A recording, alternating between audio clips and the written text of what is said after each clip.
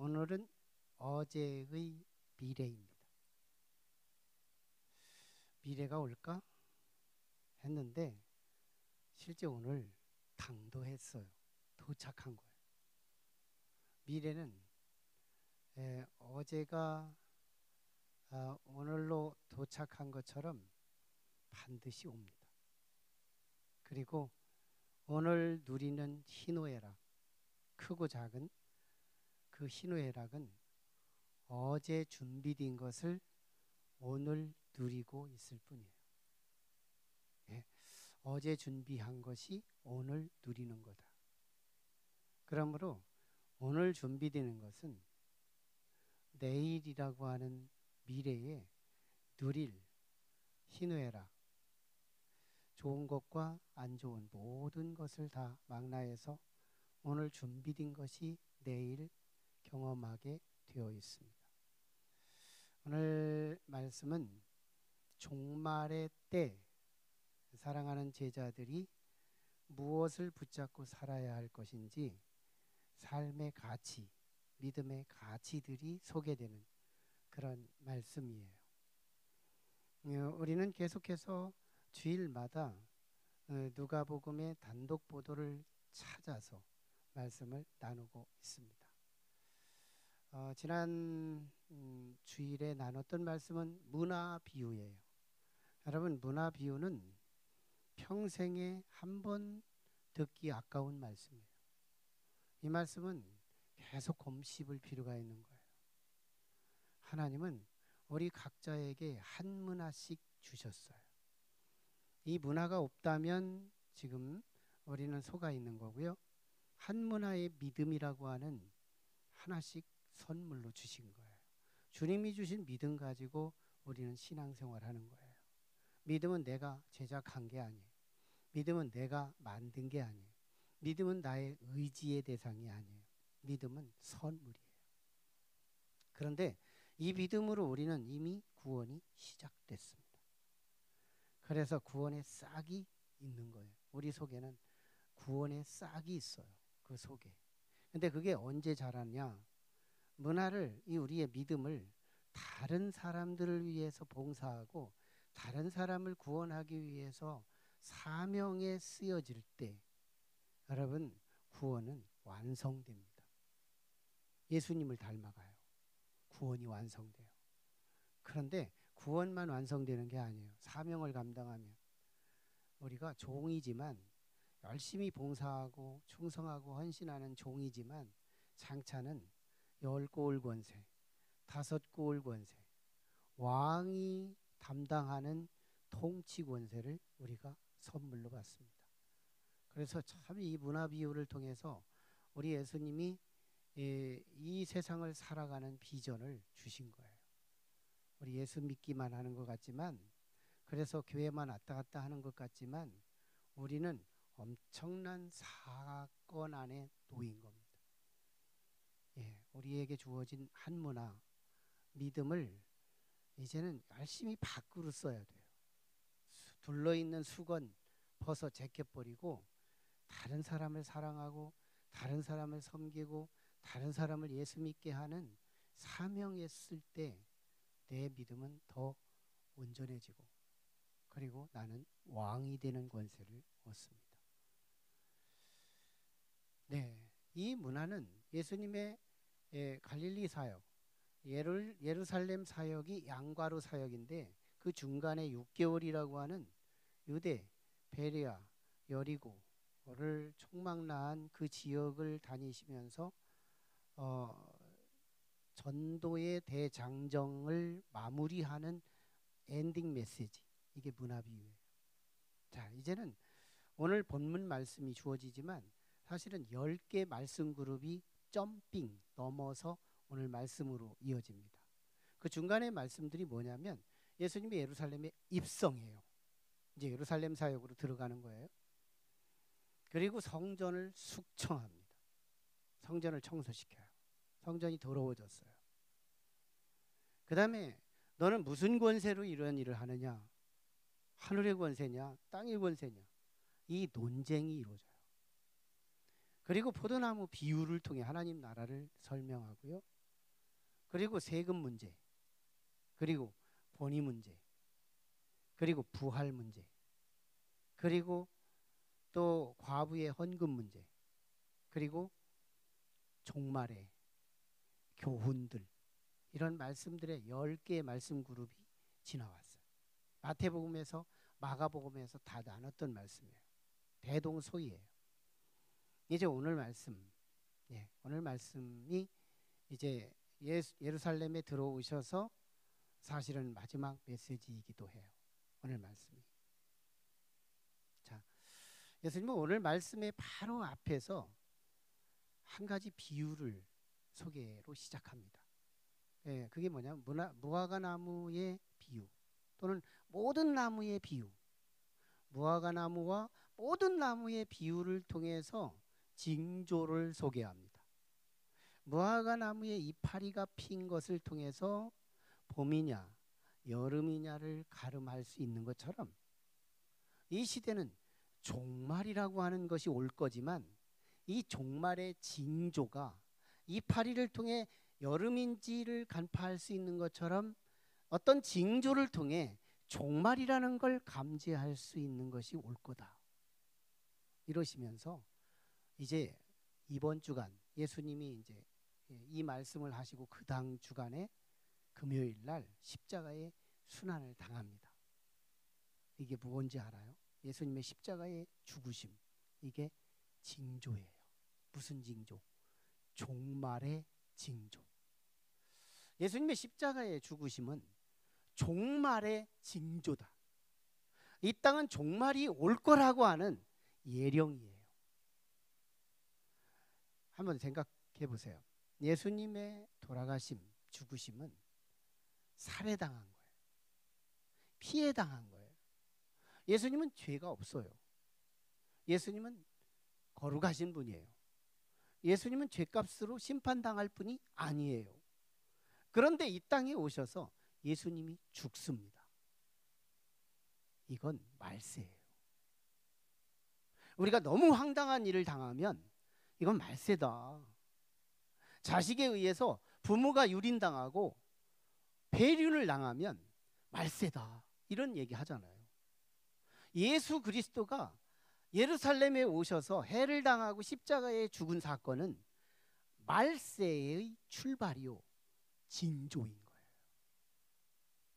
여러분, 하나님을 죽였는데 사람을 못 죽여요? 사람을 죽였는데 욕 한 번 못 해요?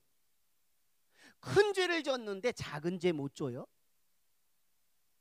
우리는 코로나 시기에 교회가 무슨 전염의 감염지처럼 우리는 몰려 있었어요.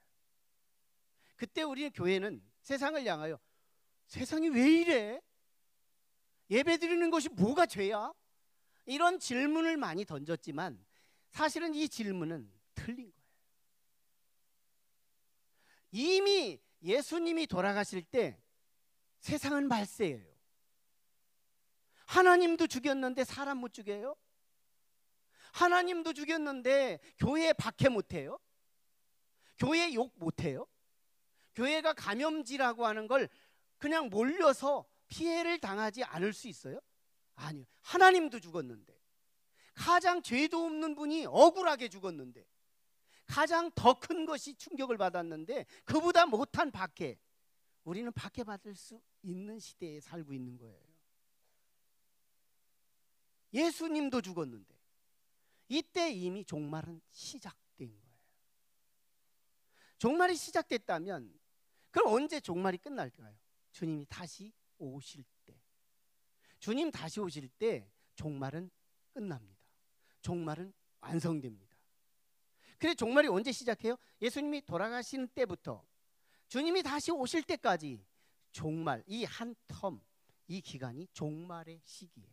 그래서 지금 우리는 종말의 때를 살고 있습니다. 그래서 우리는 어떤 황당한 일을 당하면 세상이 왜 이래? 이런 질문을 하는 것이 아니라 질문을 바꿔야 돼요. 이런 종말의 때 나는 어떻게 살까? 하는 질문으로 바꿔야 되는 거예요. 그리고 성경에 물어요. 그럼 성경이 우리에게 답하는데 오늘 말씀이 그 답을 해줄 겁니다.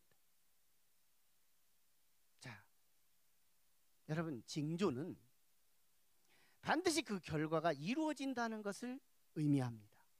징조는 이파리가 피고 여름이 안 온 때가 없어요. 이파리가 폈다는 건 반드시 얼마 있으면 여름이 온다는 것을 말하고 있어요. 여름에 대한 징조가 이파리예요. 징조예요. 여러분, 어느 한때 개미들이 갑자기 줄지어서 이사를 해요. 왜 이사할까? 이거 징조예요. 이 땅에 비가 온다는 거예요. 개미떼가 이사하고 나서 비가 안 온 때가 없습니다. 이 징조가 있고 결과가 없을 때가 없는 거예요. 징조는 반드시 온다. 그 결과가 온다. 종말의 징조가 있는데 이 세상은 예수 그리스도의 십자가의 순환을 당한 이후에 스데반도 죽지요, 베드로도 죽지요, 사도들이 다 죽지요, 의인들이 다 억울하게 죽는 이 세상은 징조들이 계속되는 거예요. 이 징조들은 뭘 말하는 거예요? 역사는 문 닫을 때가 온다는 거예요. 역사는 심판할 때가 반드시 온다는 거예요. 징조가 있고 결과가 안 온 때가 없듯이 이 징조가 있은 후엔 이 역사는 반드시 심판이 온다는 겁니다. 역사의 종말은 반드시 온다.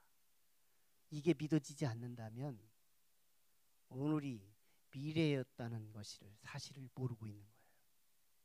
우리는 반드시 역사의 종말을 향하여 가고 있어요. 대종말을 향해서. 이미 종말이지만.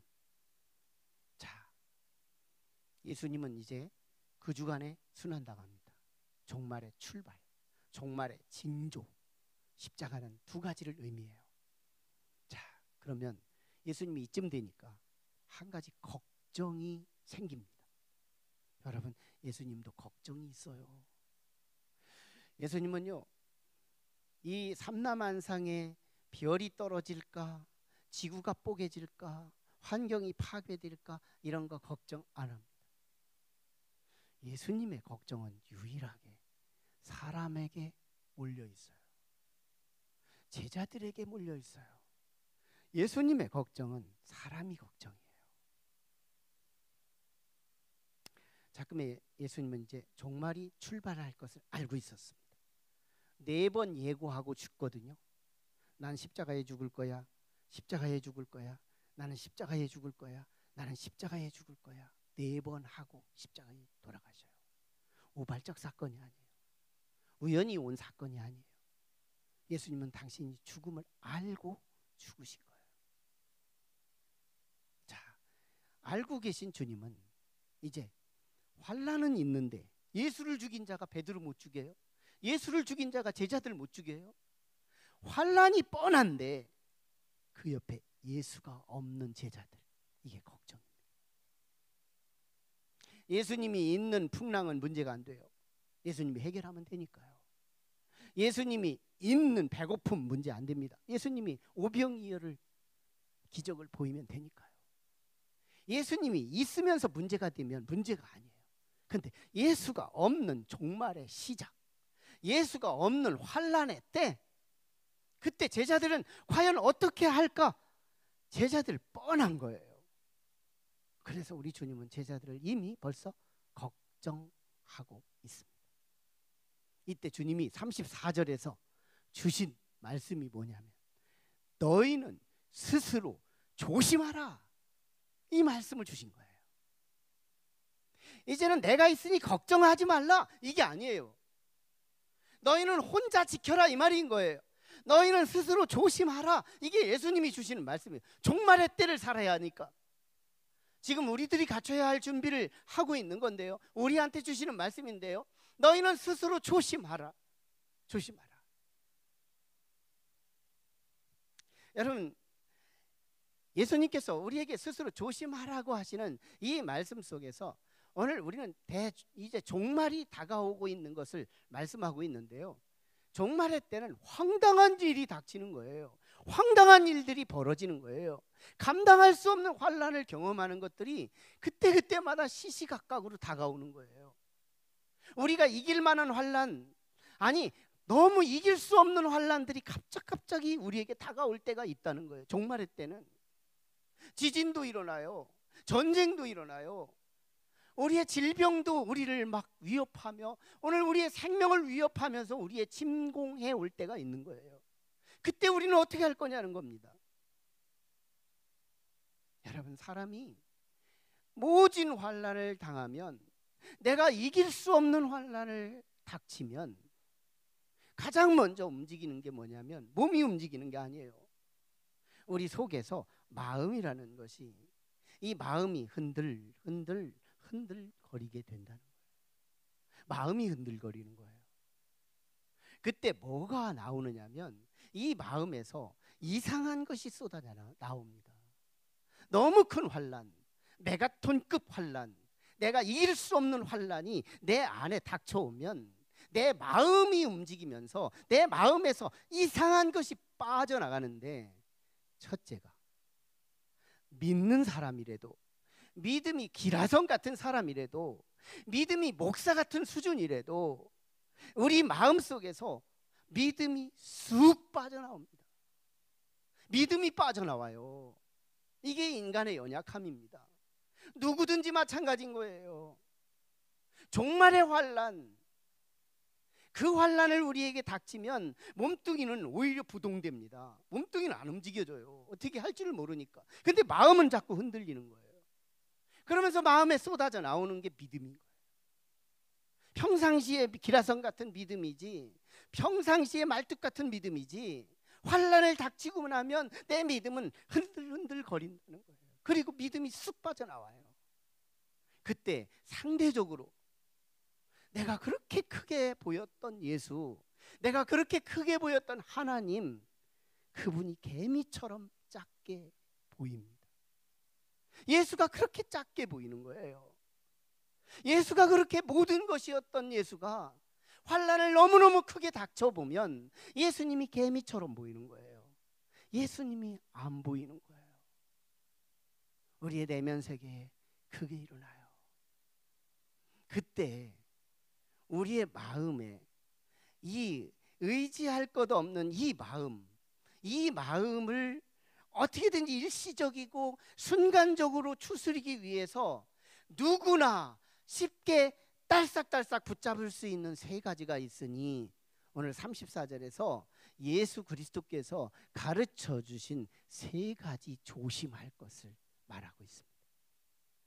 그게 바로 방탕함이에요. 방탕함. 이건 내면 세계의 이야기입니다. 방탕함.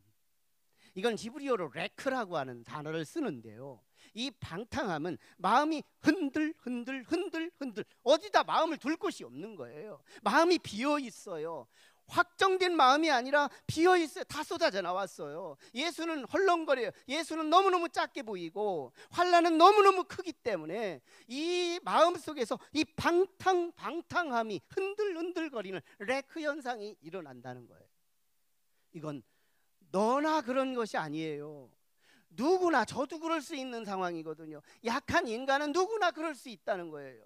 그때 우리 마음속에서 뭐가 일어나느냐? 레크 현상, 방탕함이 일어난대요. 방탕함. 여러분, 이 방탕함이 일어나기 시작하면 닥치는 것이 구세주예요. 앞에 있는 거 무조건 잡습니다. 물에 빠진 사람이 뭐든지 다 잡는 것처럼 이 방탕한 사람은 탕자의 가슴인데, 탕자의 마음, 흔들리는 마음, 확정되지 않은 마음, 빈 마음, 아무것도 없는 마음, 이 마음이 딱 잡는 게 뭐냐면 이게 술이에요. 이게 아편이에요. 여러분, 술이 있어서 술 먹는 줄 알지만 가슴에 레크가 술을 초청하는 거예요. 레크, 방탕한 탕자의 마음이 술을 찾아가는 거예요. 술이 필요한 거예요. 술을 요청하는 거예요. 없어도 삽니다. 돈이 없는데도 꾸어서라도 술을 사는 거예요. 그리고 술을 가까이 하게 되는 거예요. 그래서 예수님이 주신 말씀이 술 취하지 말라는 것을 방탕 뒤에 두신 거예요. 이거 정말 예수님은 심리학자입니다. 예수님 하나님이신 거예요. 예수님이 우리를 알고 있는 거예요. 우리 인간의 연약함이 딸싹딸싹 잡는 그것이 방탕함이 먼저요. 그 다음에 술이 그 다음이라는 거예요. 술 취하지 말라. 여러분, 술에 취하면 세 가지 술은 선물을 줍니다. 모든 술은 세 가지 선물을 줍니다. 술은 우리에게 맛을 줘요. 소주는 소주의 맛이 있고요. 맥주는 맥주의 맛이 있고요. 빼갈은 빼갈대로 있고요. 왜 술 이름이 많은지 모르겠어요. 아무튼 우리의 술 이름이 그렇게 많은데 술 이름이 많을수록 술 맛도 많아요. 맛을 줍니다. 근데 술은요, 맛만 주지 않아요. 기쁨도 줘요. 좋습니다. 너무 좋아요. 너무 좋아요. 기쁨을 줘요. 근데 기쁨만 주지 않아요. 안식도 줘요. 스트레스가 잠시 쉬어요. 쉼을 줘요. 평안을 줘요. 그런데 이 술은요, 찰나예요. 순간이에요. 순간을 구원하고 긴 시간을 지옥 보내는 것이 술이에요. 이건 약속이에요. 술의 언약이라, 술의 약속이라. 술은 짧은 시간 구원하고 긴 시간 영원히 우리를 지옥에 보내는 것이 술이에요. 여러분, 술이 우리를 빼앗아가기 시작하는 걸 보면 가장 먼저 건강 뺏어가요. 물질 뺏어가요. 관계 뺏어가요. 이거 상징이에요. 그 이상 모든 것들이 술이 뺏어가는 게 많습니다. 그런데 많은 사람들이 여전히 술에 빠져서 사는 이유는 일시적이고 찰나적인 구원을 술이 주기 때문에 그 순간을 모면하기 위해서 오늘 또 내일 또 술을 찾아가요. 술을 한참 접하면 술이 나를 먹어버리는데 이것을 알코올릭이라고 합니다. 이것이 중독이라고 하는 거예요. 그때 되면 술이 없으면 살 수 없게 됩니다. 놀랍게도요, 방탕함과 술 취함은 성령 충만과 정반대입니다. 여러분, 성령이 충만하면 예수 없이 못 사는 삶이 되지만 술에 충만하면 술 없이 못 사는 삶이 되는 거예요. 결국은 그 술은 나도 모르게 하나의 돼지떼를 콩 한 주먹이면 그 죽음의 대열로 인도하는 것처럼 나도 모르는 사이에 나의 영원한 심판을 당하는 지옥문 앞에까지 나를 인도하는 것이 결국은 술인 거예요. 술이 나를 삼킬 정도가 된다면. 예수께서 마지막 하나, 우리가 믿음이 빠져나가고 그리스도가 작아졌을 때 오는 마지막 하나가 그것이 바로 생활의 염려입니다. 생활의 염려. 생활 속에서 염려거리가 생기는데요, 방탕과 술 취함이 마음의 부재에서 생기는 문제라면, 마음이 비어인 거예요. 마음에서 빠져나간 것 때문에 일어나는 일이라면, 생활의 염려는 불청객이 내 마음의 주인이 됨으로써 일어나는 문제가 되는 거예요. 이거는 내 마음속에 불청객이 들어와서 생각할 게 많고 내가 할 일이 너무 많아지고 그래가지고 이게 너무너무 복잡한 삶이 되는 거예요. 아침 먹고 누구 만날까? 돈을 어디다 던질까? 어떻게 돈을 쓸까? 이게 내가 쓸 일이 너무 많은 거예요. 내가 할 일이 너무 많아요. 그때요, 예수님이 옆에 있어도 예수님을 써먹지도 않아요. 예수님에게 도움을 구하지도 않아요. 이걸 어린아이에게 비유하면, 어린아이가 무거운 걸 들어야 되겠는데 이 가슴에 생활의 염려에 빠진 어린아이는 아빠가 옆에 있는데도 혼자 못 들어서 아빠를 사용할 생각을 안 해. 아빠 와서 도와주세요 하면 끝나는 건데 지가 혼자 다 하려고 하는 거예요. 이게 생활의 염려예요. 내가 다 하려고 하는 거예요. 예수 믿는 사람도 성도도 예수를 안 써먹습니다.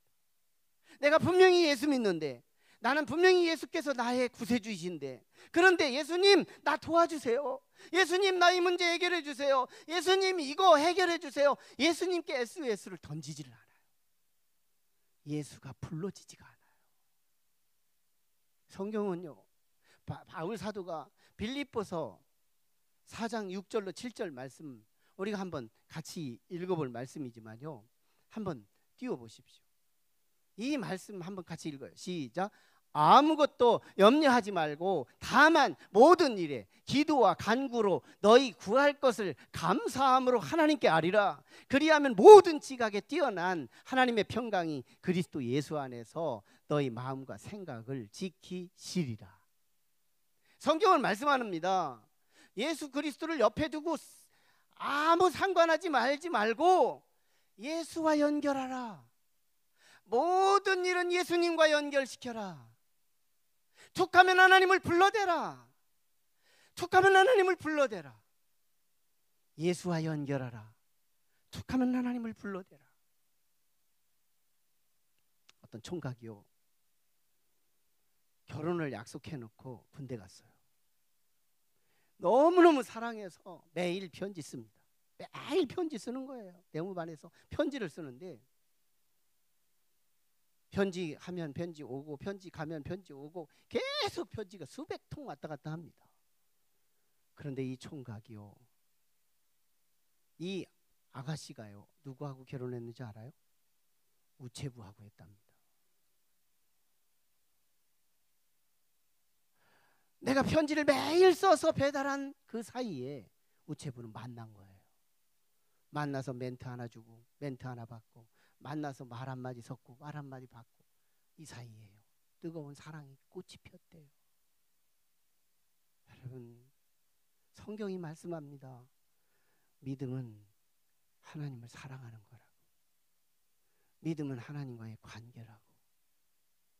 하나님과의 만남이 잦으면 잦을수록 여러분, 하나님과 결혼할 수밖에 없는 거예요. 하나님과 운명적인 결탁이 될 수밖에 없는 거예요. 내 문제가 생기면 하나님이 불나는 거예요.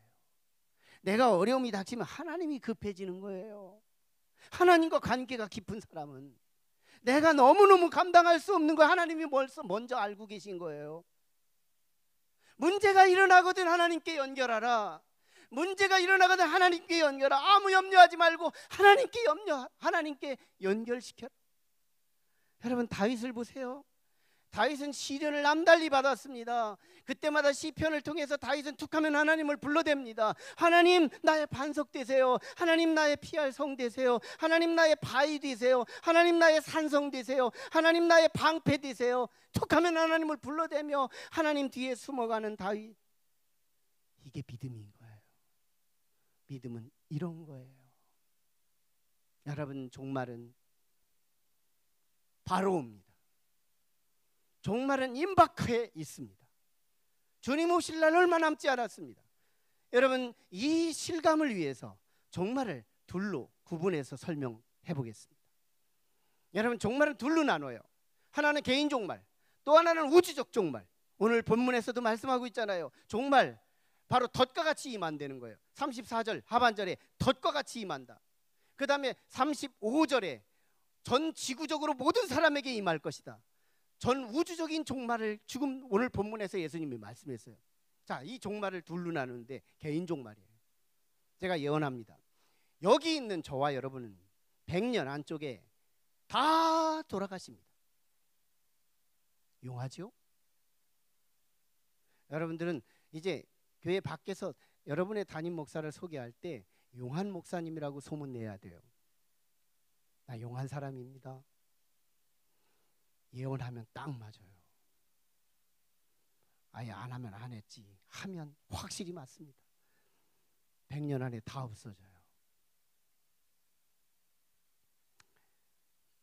100년만 해도 너무 멀어. 절반 딱 자르게 50년 안에 갈 분들 많습니다. 50년 안쪽에 개인 종말이에요. 그것도 후한 분들이 있어요. 저를 포함해서 30년 남은 분들이 있습니다. 그거 30년 저 뒤돌아보면요 엊그저께 같아요. 30년의 기억이 너무 생생해요. 근데 순식간에 지나왔어요. 그만큼 또 가면 내가 죽는데요. 개인 종말입니다. 이것도 후회예요. 여러분 10년 안에 떠날 분들 보입니다. 10년 안에.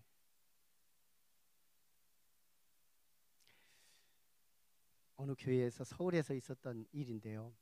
그 교회 종말론의 은퇴 바로 직전에 참 고견이 있는 그런 중후하신 목사님이 종말론을 설교합니다. 여러분 종말은 임박하게 도달할 겁니다. 오늘 종말은 올 수도 있습니다. 여러분 오늘 이 세상을 떠날 분이 여기에 있습니다. 직감적으로 그분이 설교를 합니다. 근데요 오늘 떠날 분이 있다는 거예요. 여기에 한중간에 아가씨가 있었어요. 근데 이 아가씨가요 하염없이 이 소리를 듣고 웁니다. 이상해요. 다른 때는 은혜도 못 받았는데 그날따라 은혜를 받고요. 이 아가씨가 하염없이 눈물을 흘리며 회개합니다. 오늘 회개하라고요. 오늘 떠날 분이 있다고요. 근데 이분이요 교회 떠나고 나가다 교통사고로 그날 죽습니다. 참 교회에서 사고 난 것이라서 사람의 실수로 죽은 것 같지만 한 사람의 운명은 하나님께 있다는 거예요. 그분이 천국 갔다는 얘기입니다. 개인 종말 막연한 내 일이 아니에요. 덫처럼 우리에게 임한다고 성경은 말씀하고 있고 예수님도 임박한 종말을 말씀하고 있는 거예요. 문제는 전 지구적 종말입니다. 예수님 때 종말이 온다고 하고 지금까지 안 왔어요. 2000년이 지났어요. 앞으로 1000년이 더 갈지도 모르겠어요. 그러고 보면 영원히 안 올지도 모른다는 생각이 스칩니다. 목사인 저의 생각.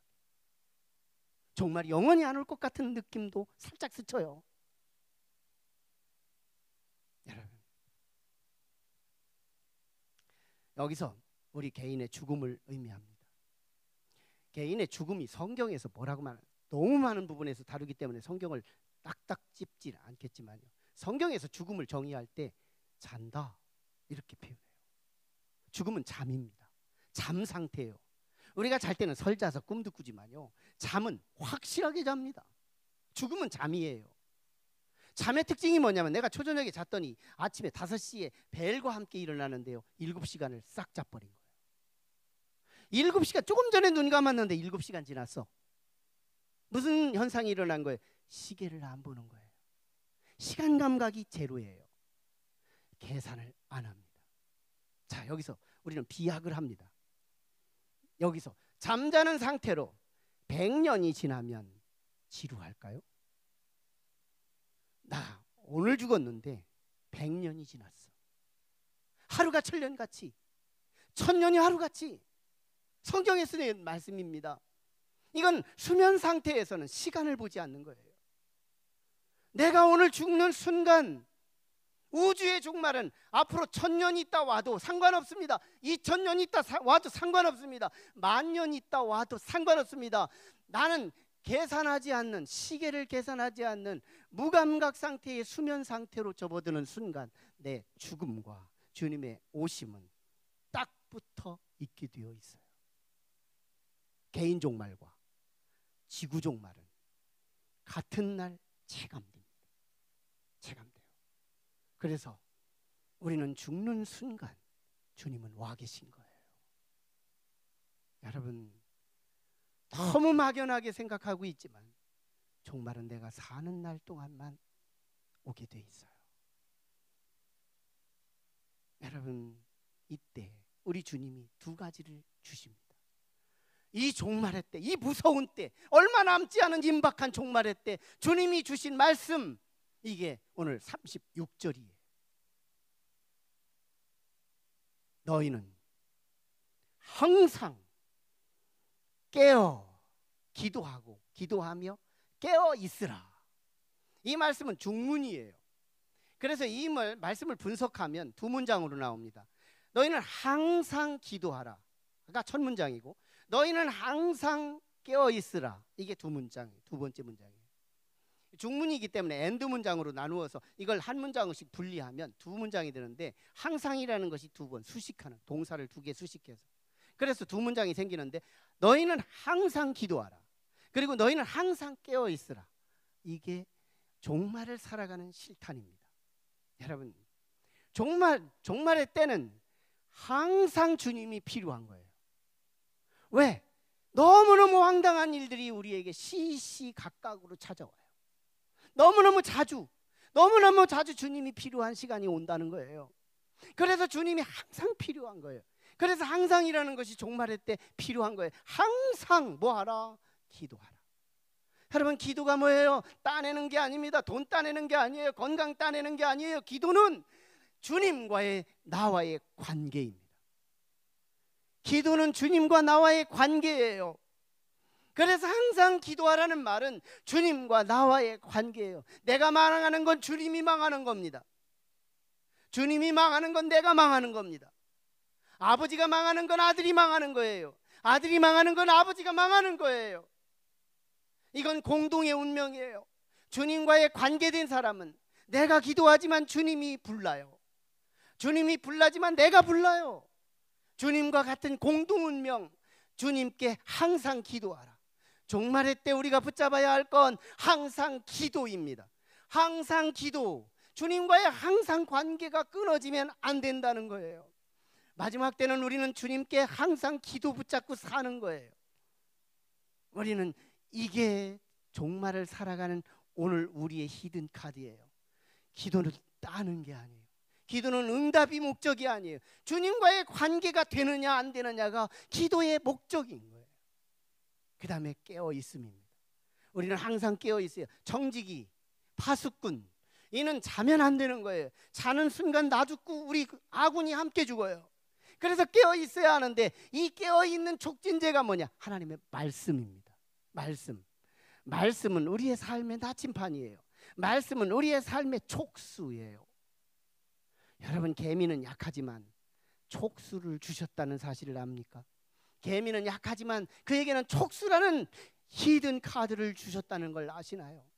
홍수가 와도 상관없는 이유는 비가 올 걸 미리 아는 촉수가 있다는 거.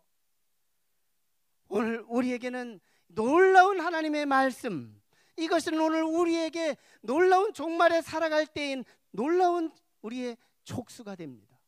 깨어있도록 하나님의 말씀이 우리를 일깨워요. 오늘 예수님 보세요. 47, 8절에 보면 예수께서 성전에서 말씀을 가르치고 저녁에는 감람산에서 쉬었다고 말하지만 감람산이 어딘지요? 예수님의 기도처예요. 툭 하면 거기 가서 쉬지만 기도해요. 기도했지만 쉰 거예요. 주님은 거기서 겟세마네 동산에서 거기서 체포됩니다. 피땀 흘리며 기도하던 곳이에요. 거기서 주님은 기도 붙잡고요. 거기서 주님은 성전에서 말씀 붙잡고요. 성전에서 말씀, 감람산에서 기도, 말씀과 기도, 말씀과 기도. 주님은 자기가 하고 있는 걸 제자들에게 준 거예요. 그래서 주님은 선한 목자예요. 주님은 자기가 붙잡고 있는 걸 제자들에게 준 거예요. 나는 이것 때문에 여기까지 왔다. 너희들도 이것 붙잡고 가라. 이게 예수님이 당부하는 말씀입니다.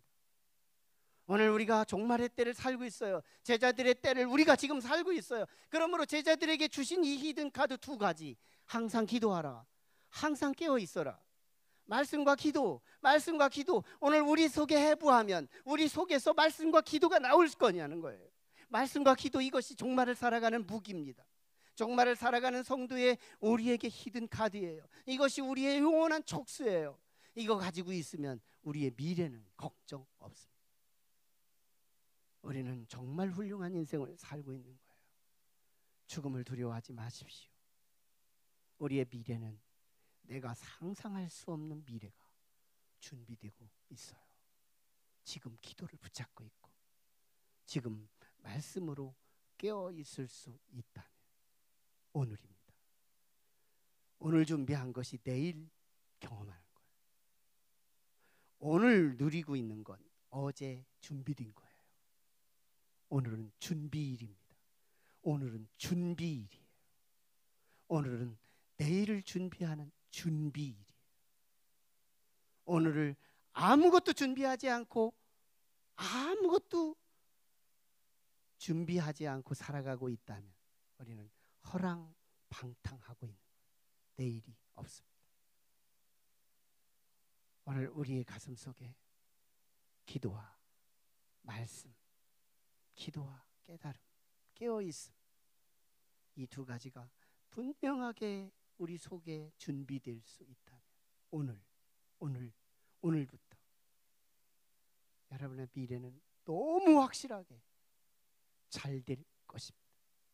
기도하시죠. 우리 같이 기도할 때요. 하나님, 종말의